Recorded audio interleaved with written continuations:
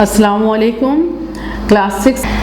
اب آ جاتے ہیں توحید صفاتی کے دلائل۔ صفت سے نکلا ہے۔ صفت کا مطلب کیا ہوتا ہے؟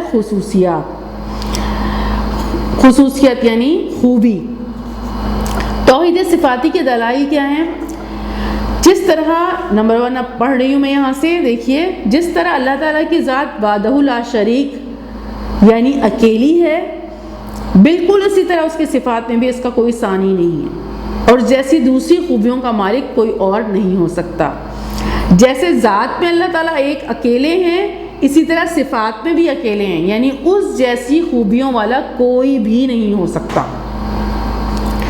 وہ بے عیب اور ہر نقص سے پاک ہے، یعنی بے عیب، اس کے اندر کسی قسم کا کوئی عیب نہیں ہے، نہ کوئی اس کے اندر کوئی کمزوری ہے، نہ کوئی کسی قسم کا کوئی نقص ہے، ہر ایک نقص والا ہے۔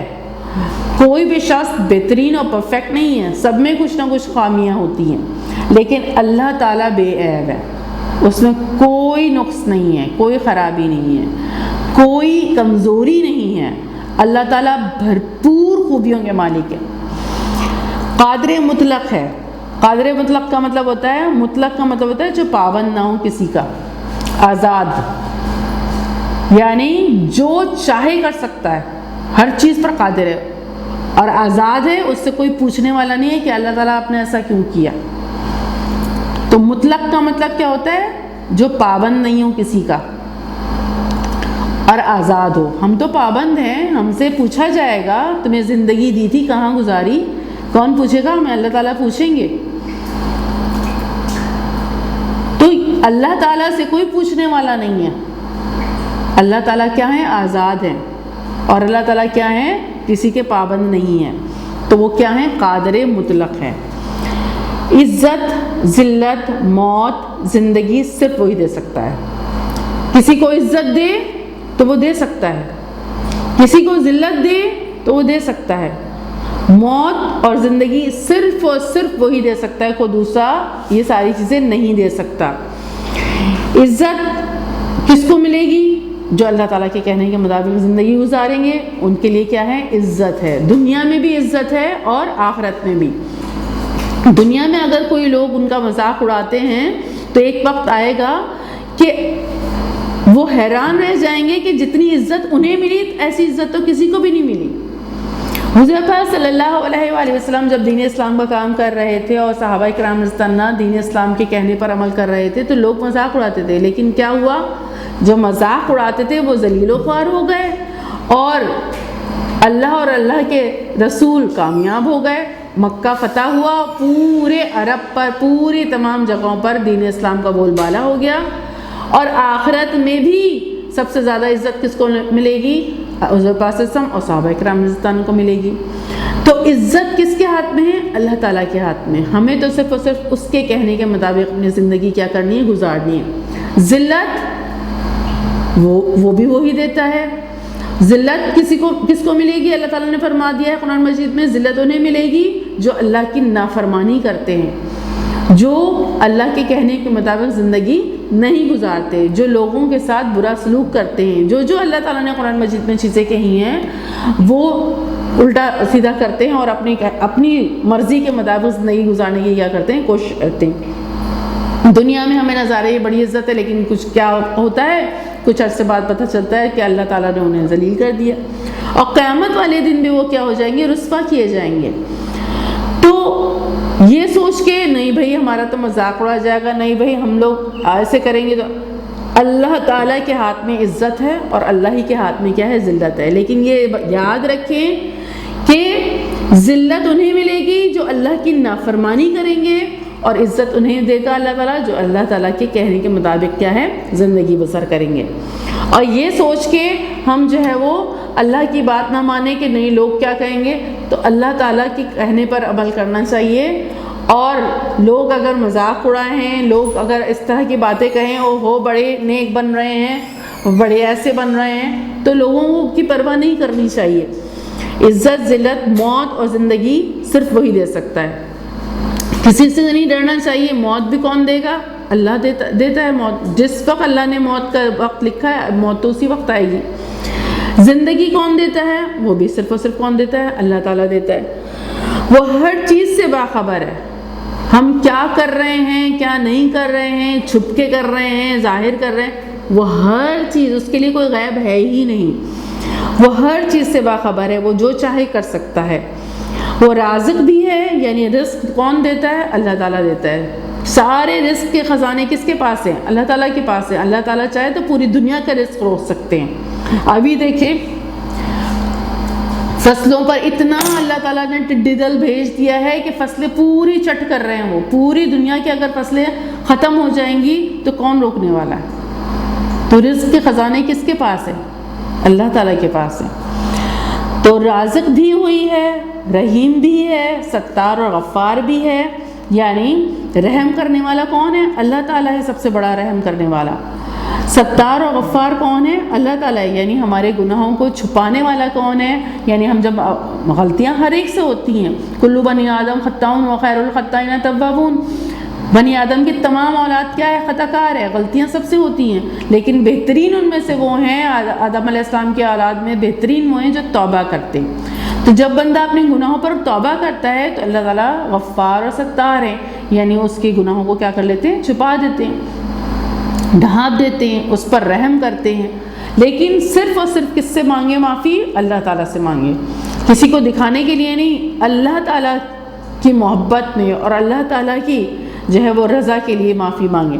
تو اللہ تعالیٰ ستار بھی ہے، غفار بھی ہے، وہ اپنے تمام فیصلوں میں خود مختار اور آزاد ہے۔ اللہ تعالیٰ جو چاہے فیصلہ کرے، اس سے کوئی کچھ پوچھنے والا نہیں ہے، یعنی اپنے تمام فیصلوں میں اللہ تعالیٰ خود مختار ہے، آزاد ہے، جو چاہیں اللہ تعالیٰ فیصلہ کریں۔ آپ دنیا کا جو فیصلہ اللہ تعالیٰ چاہیں کر سکتے ہیں، جو چاہیں اللہ تعالیٰ اس دنیا کے ساتھ کر سکتے ہیں، کسی شخص کے ساتھ کر سکتے ہیں۔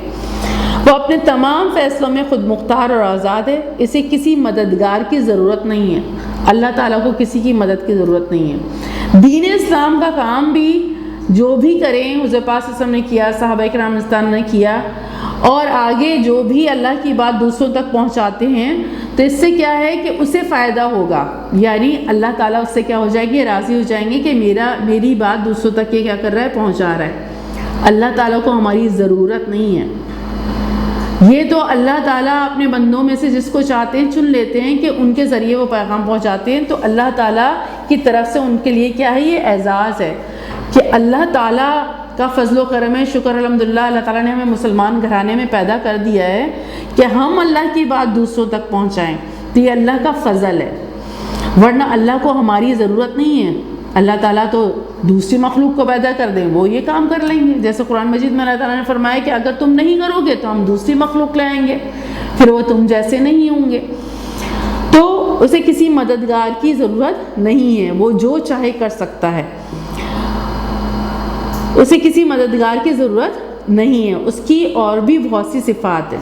تو یہ ساری صفات یعنی قادر ہے، ہر چیز پر قادر ہے، عزت، ذلت، موت، زندگی، رزق، جو کچھ بھی ہے وہ کس کے ہاتھ میں ہے؟ اللہ تعالیٰ کے ہاتھ میں۔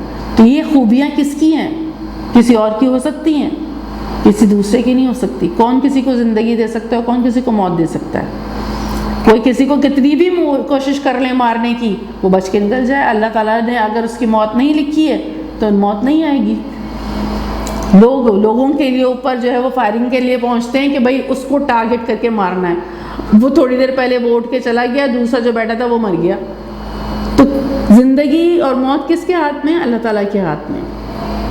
عزت اور ذلت کس کے ہاتھ میں؟ اللہ تعالیٰ کے ہاتھ میں۔ روٹی رزق کس کے ہاتھ میں؟ اللہ کے ہاتھ میں۔ تو ایسی خوبیوں والا کوئی ہے؟ اگر ہم پوری دنیا پر نظر ڈالیں تو ہمیں نظر آئے گا ایسی خوبیوں والا تو کوئی بھی نہیں ہے۔ تو ایسی صفات اور ایسی ذات والا کوئی ہے ہی نہیں، تو پھر اس کے بعد کس کی عبادت کرنی چاہیے، کس سے مانگنا چاہیے، کس کے آگے جھکنا چاہیے؟ وہ صرف اور صرف کون ہے؟ اللہ تعالیٰ ہے۔ تو یہ توحید صفاتی کے دلائل ہیں۔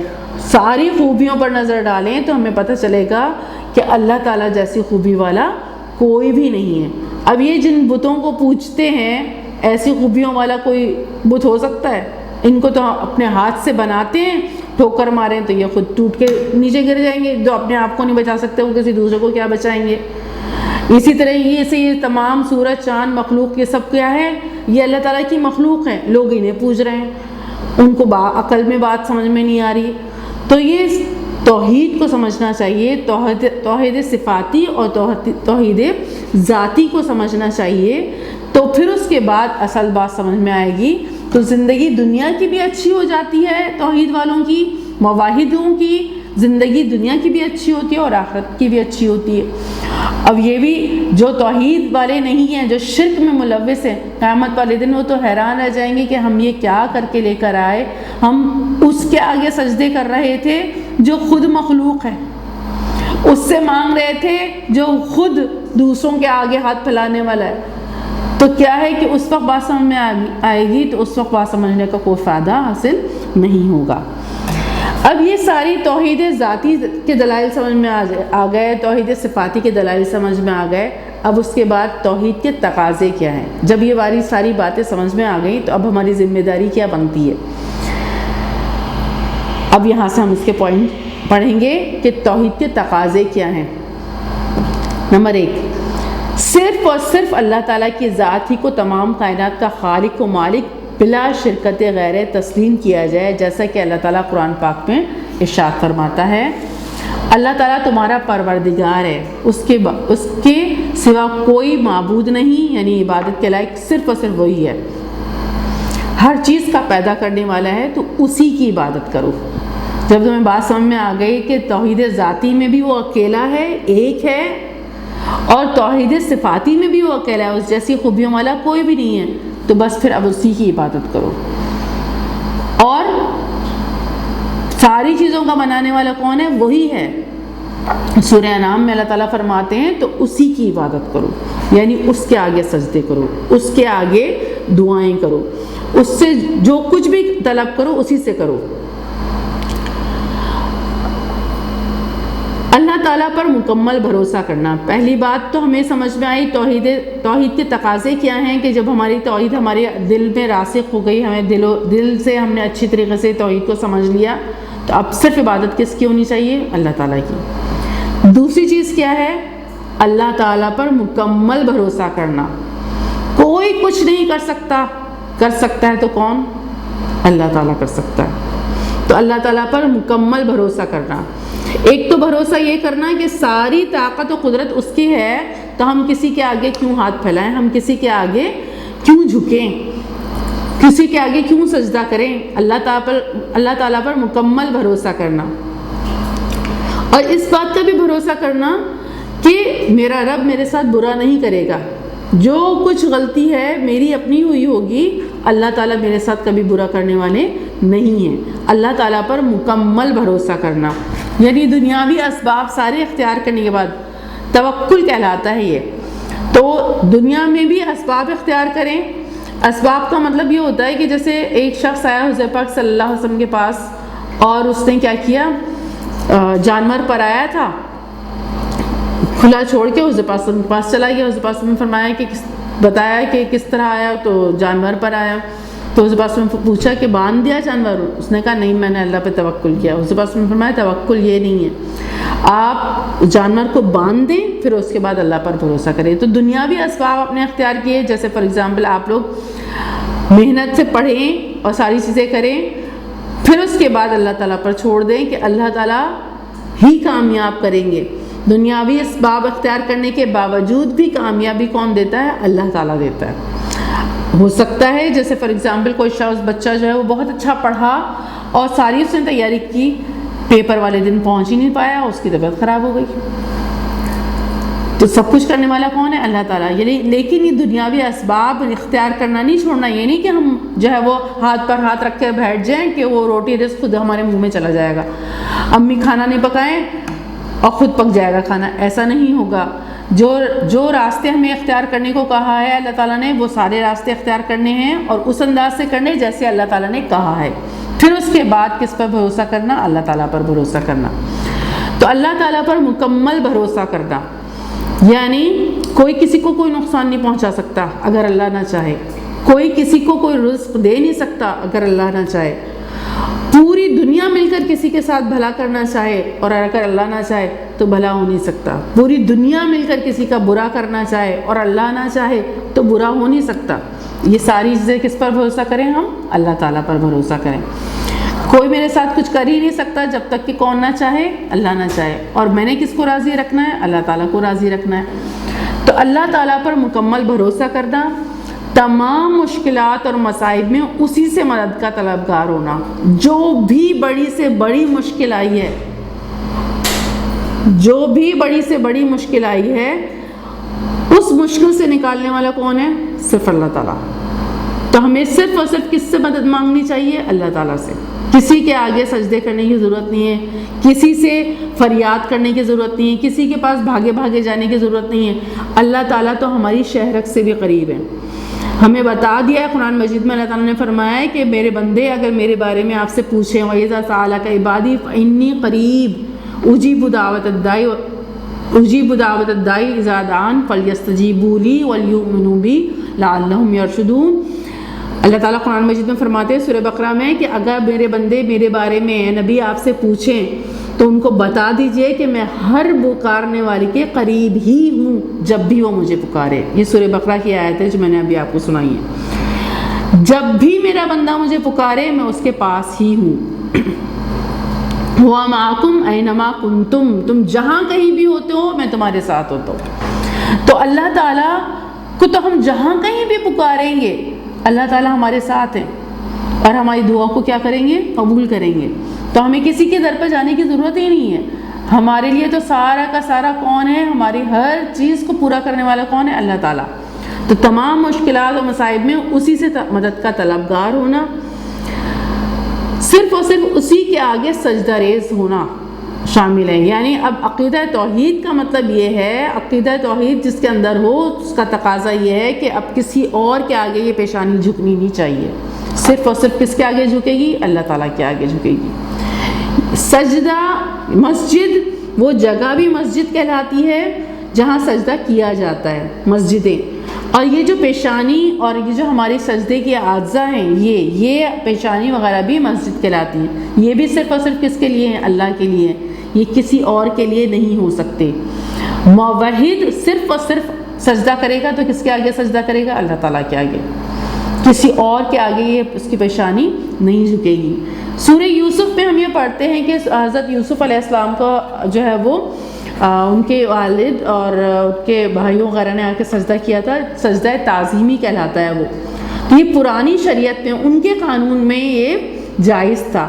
پھر آہستہ آہستہ جب لوگ میچیور ہو گئے، یعنی دنیا بالکل اب اپنی عقل کی پوری پختگی پر آ گئی، تو اللہ تعالیٰ نے سجدہ تعظیمی کو بھی کیا کر دیا؟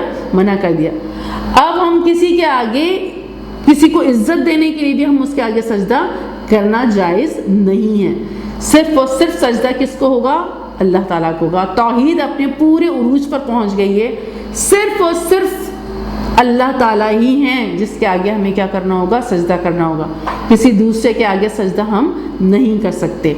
اور قرآن مجید کی آیت ہے ان اللہ لا یغفر ان یشرک بہ ویغفر ما دون ذلک لمن یشاء ومن یشرک باللہ فقد ضل ضلالا بعیدا.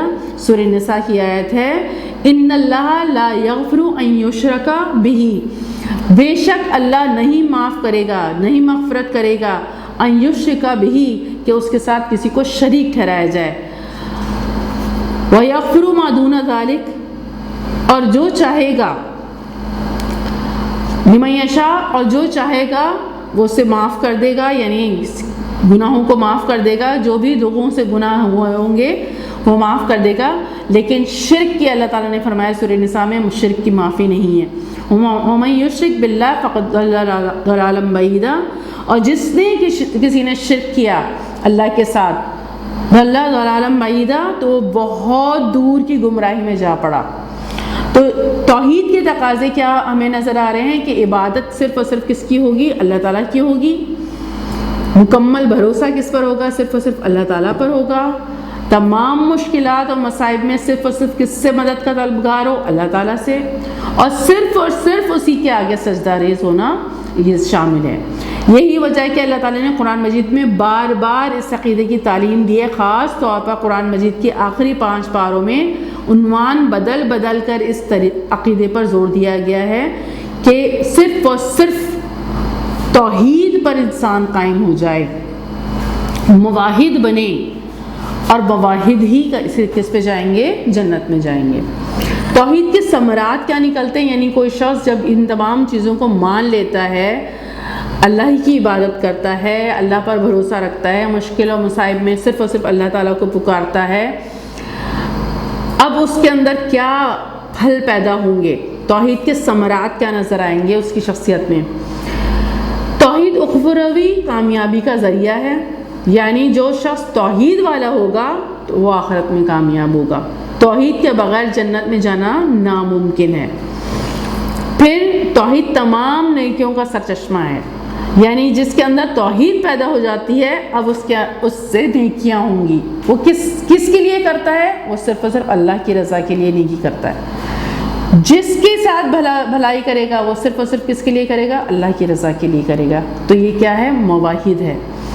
موحد مومن سے جرت کا مطلب ہوتا ہے غیر معمولی بہادری، بے انتہا بہادر ہوگا، وہ کسی سے نہیں ڈرے گا. موحد مومن سے جرت، بہادری، صبر، استقامت کا مطلب کیا ہوتا ہے؟ جمے رہنا. یعنی اب یہ نہیں کہ کوئی یہاں سے ڈرا دے اسے اور کوئی وہاں سے ڈرا دے، کوئی یہ کہتے ہے تمہارے ساتھ ایسا ہو جائے گا، وہ ڈرنے والا نہیں ہوتا.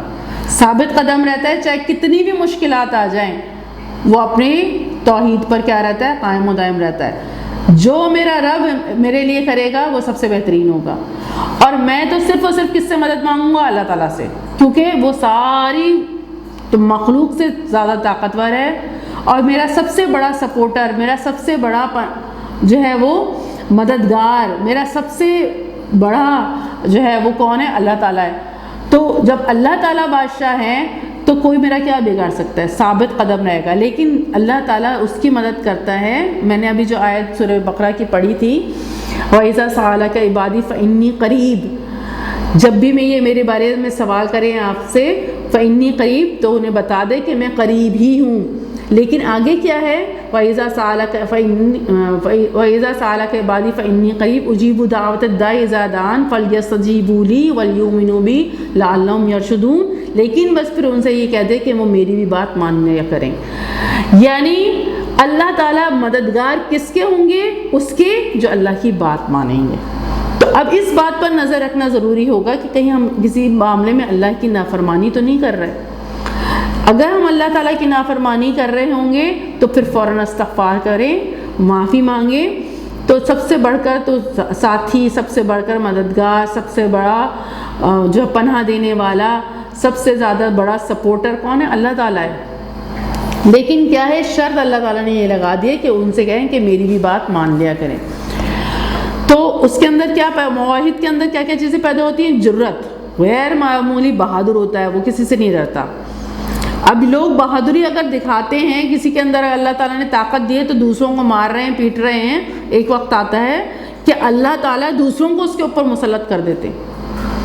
کیوں؟ کیونکہ اپنی بہادری کو وہ اللہ تعالیٰ کی رضا کے مطابق تھوڑی استعمال کر رہا ہے، وہ تو دکھانے کے لیے، دوسروں کو دھونس جمانے کے لیے. تو پھر اللہ تعالیٰ بتاتے ہیں کہ اصل میں طاقتور کون ہے؟ اللہ تعالیٰ ہے. لیکن اگر کوئی شخص اللہ تعالیٰ نے کسی کو طاقت دی ہے تو وہ اللہ کی کہنے کے مطابق اپنی زندگی گزارے اور بہادر بنے. تو جرت، بہادری، صبر، استقامت، توکل، یعنی صرف اور صرف اللہ پر بھروسہ کرنے والا موحد ایسے نظر آئے گا. اللہ تعالیٰ کا خوف اور دیگر تمام نیکیاں پھوٹ کر نکلتی ہیں اس کے اندر سے. تیسری چیز کیا پیدا ہو جائے گی؟ توحید کے ذریعے انسان نفاق سے بچ جاتا ہے. کوئی جو شخص موحد ہوتا ہے اس کے اندر منافقت نہیں ہوگی کہ سامنے تو بڑا اچھا بن رہا ہے، پیچھے اس لوگوں کی برائی کر رہا ہے. اس کے سامنے اس کے ہاں آپ تو بہت اچھے ہیں اور آپ کے آگے پیچھے ہو رہا ہے، اور دوسروں کے آگے سامنے جا کے ان کی برائی کر رہا ہے پیٹھ پیچھے. تو ایسا منافق نہیں ہوتا. منافق کی نشانیاں بھی حضرت پاک نے فرمائی ہیں کہ جب بولے گا جھوٹ بولے گا، جب وعدہ کرے گا تو وعدہ خلافی کرے گا، خیانت ہوگی اس کے اندر، اور جب کسی سے جھگڑا ہو جائے گا تو گالم گلوچ پر اتر جائے گا. تو یہ اگر کسی کے اندر نشانیاں تو اس کا مطلب ہے وہ موحد بھی نہیں ہے صحیح طرح، اور اس کے اندر کیا ہو جاتا ہے؟ منافقت پیدا ہو جاتی ہے۔ لیکن اگر کوئی شخص موحد ہے تو ایسی چیزیں اس کے اندر موجود نہیں ہوں گی، تو منافقت سے بھی وہ کیا ہو جاتا ہے؟ بچ جاتا ہے۔ توحید ہر مشکل حل کا ذریعہ ہے۔ مصیبت آنے کے وقت موحد اپنے ہاتھ اللہ تعالیٰ کے سامنے اٹھاتا ہے اور اس سے دعا کرتا ہے۔ وہ کسی کے آگے ہاتھ نہیں بڑھاتا، وہ کسی سے فریاد نہیں کرتا، وہ صرف اور صرف اپنے رب سے فریاد کرتا ہے۔ توحید کے ذریعے انسان صرف اور صرف اللہ تعالیٰ کے سامنے سجدہ ریز ہوتا ہے، پتھر، ستارہ، آگ وغیرہ کے آگے نہیں جھکتا۔ توحید انسان کو اشرف المخلوقات، تمام مخلوق سے زیادہ اشرف والا ہونے کی طرف لے جاتی ہے۔ توحید انسان کو اشرف المخلوقات، جتنی بھی مخلوق بنائی ہے اللہ تعالیٰ نے، تو ٹاپ کلاس مخلوق کون سی ہے؟ انسان۔ تو جب بندہ توحید پر ہو جاتا ہے، موحد بن جاتا ہے، تو وہ اشرف المخلوقات ہو جاتا ہے۔ یعنی اللہ تعالیٰ نے تو فرشتوں سے سجدہ کروا دیا، اور یہ انسان اتنا نیچے گر جائے کہ وہ سورج کو سجدہ کرے، بتوں کو سجدہ کرے، تو پھر اس کا مطلب ہے وہ اشرف المخلوقات نہیں رہا، وہ نیچے گر گیا۔ لیکن جب کوئی شخص موحد بن جاتا ہے، توحید والا ہو جاتا ہے، تو پھر وہ دوسری چیزوں کو سجدہ نہیں کرتا، وہ صرف اور صرف اپنے رب کو سجدہ کرتا ہے۔ تو وہی ٹاپ کلاس جس پر بنایا اللہ تعالیٰ نے اشرف المخلوقات، یعنی تمام مخلوق میں سب سے اونچی مخلوق کون سی ہے؟ انسان۔ تو وہ اس اپنے درجے کو پا لیتا ہے۔ توحید کے ذریعے بندہ اللہ تعالیٰ کو قادر مطلق سمجھتا ہے، یعنی وہ قادر مطلق یعنی ہر چیز پر قادر ہے، ہر چیز اللہ تعالیٰ سے مانگنے لگتا ہے، غیر اللہ سے نہیں مانگتا، اور اس میں خودداری پیدا ہوتی ہے۔ دوسروں کے آگے ہاتھ نہیں پھیلاتا بلکہ اللہ تعالیٰ سے مانگتا ہے، وہ خوددار بن جاتا ہے۔ دوسروں سے جو ہے وہ چیزیں مانگنا، دوسروں کے آگے ہاتھ پھیلانا، فقیری کرنا، یہ تمام چیزیں اس کے اندر پیدا نہیں ہوتی۔ یہ توحید کے ثمرات ہیں، یعنی توحید والا شخص موحد کے اندر یہ جو ہے وہ ثمرات پیدا ہو جاتے ہیں، یعنی یہ خوبیاں بہترین قسم کی اس کے اندر کیا ہے؟ پیدا ہو جاتی ہیں۔ سبق کا خلاصہ کیا ہے؟ توحید کے معنی ہیں ایک ماننا اور اکیلا جاننا، یعنی اللہ تعالیٰ کو ایک ماننا اور اکیلا جانا۔ توحید کا مطلب ہے اللہ تعالیٰ کی ذات کو تمام صفاتوں کے ساتھ اکیلا ماننا، اور عبادت میں اس کے ساتھ کسی کو بھی شریک نہ ٹھہرانا۔ ایمان کے لیے توحید ایک اہم جزو ہے، یعنی ایک اہم حصہ ہے، اس کے بغیر اللہ تعالیٰ پر ایمان ہو ہی نہیں سکتا۔ پہلے جتنے بھی انبیاء اسلام گزرے ہیں، انہوں نے اپنی اپنی امتوں کو عقیدہ توحید کی تعلیم دی ہے۔ ہمارے پیارے رسول صلی اللہ علیہ وسلم نے بھی تمام انسانوں کو توحید کی بات سمجھائی ہے۔ قرآن مجید میں بار بار عقیدہ توحید پر زور دیا گیا ہے۔ سورہ اخلاص میں توحید کی بنیادی باتیں بیان کی گئی ہیں۔ یہ آپ کا مکمل ہو گیا یہ چیپٹر۔ اب آپ نے جو اس میں صحیح جواب کے نشانات ہیں اور خالی جگہیں ہیں اور کالم والا کام اس اپنی بک میں ہی کرنا ہے۔ صاف ستھری بک ہونی چاہیے، پہلے سے نشان والی بک نہیں ہونی چاہیے، صاف ستھری بک ہونی چاہیے، اور آپ اس پہ جو ہے وہ سارے جو آبجیکٹو والا کام ہے وہ بک پر کر کے لے کر آئیں گے۔ MSc پہ بک پر ہی آپ کی چیکنگ کریں گی، اور جو کوسچن آنسرز ہیں وہ آپ کو نوٹس مل جائیں گے، اور وہ اپنی کاپی پہ آپ لوگوں نے کر لے ہوں گے۔ السلام علیکم ورحمۃ اللہ وبرکاتہ۔